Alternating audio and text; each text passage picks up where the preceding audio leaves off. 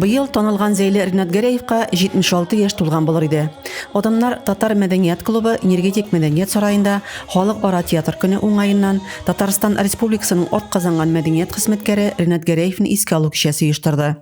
Мәдәният йорты фойесына Ринат Гәрәевнең гаиләсе, аның белән бергә эшләгән, хезмәттәшлек иткән, театр сәнгатен үз иткән зәйлеләр җыелды.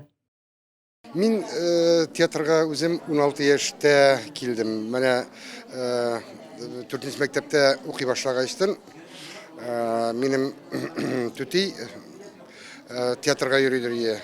Ул ниндидер спектакльдә уйный һәм миннән качырып кына рольләрне итә. Мин мәйтәм, син кайда йөрисең? Бу әйтә, әй җөрмер кайда. Мин бер көннәрдә таптым моның дигән кенәгәсен, теге рольләрне кенәгәсен. Шуннан икенче көнне киттем, артыннан түгел, бардым да килдем дә кердем шушынга театрга. Минем арттан бер ярты сәгатьтән соң түти килеп керде. Син монда дип әйтәм, монда. Ринат Гәрәев тумышы белән Кызыл Таң авылыннан, аның театр эшчәнлеге армия хезмәтеннән соң башлана. Беренче эш итеп ул миниатюралар театры оештыра, аңа халык агитатор исеме бирелә. Әлеге театр үсеш кичереп, Зәй утлары театрына әйләнеп, республикада да киң таныла. Ринат абыйның җиңел кулы, җиңел аягы белән дип әйтәм, менә шушы культура белән бәйләнеп киттем. Инде культурага мин күптән бәйләнгәнем, ләкин менә теге профессиональ дәрәҗәдә шул Ринат абый белән бәйләнгәндер.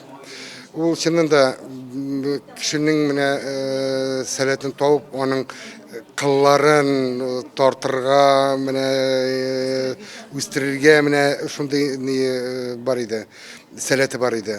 Ринат Гәрәевнең безнең арада булмавына 13 ел, кичәдә якташ белән хезмәттәшлек иткәннәр, гастрольләр, репетицияләр турында фикерләшеп, хәтер-хатирәләрен барлады. Ринат Гәрәев зәйлеләр хәтерендә яраткан артист булып озак яшәр.